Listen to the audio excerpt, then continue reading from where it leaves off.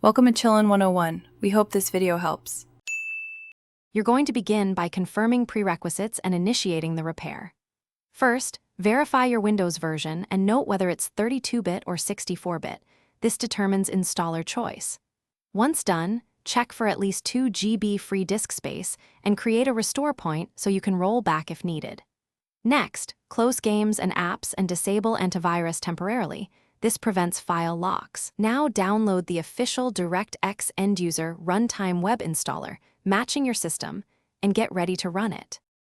You'll run the installer as administrator and follow the prompts to repair missing or corrupted DirectX components.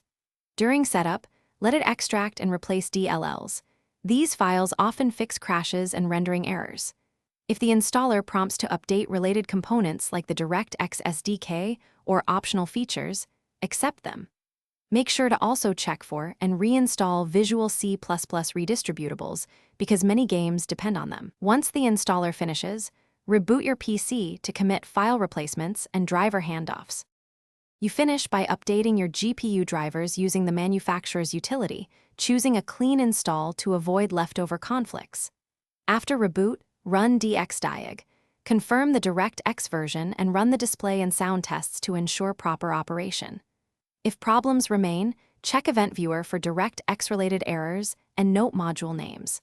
As a targeted fix, reinstall the game or app showing errors, and re-enable antivirus only after confirming stability. If all else fails, roll back to the restore. Thanks for watching. Consider subscribing if we helped you.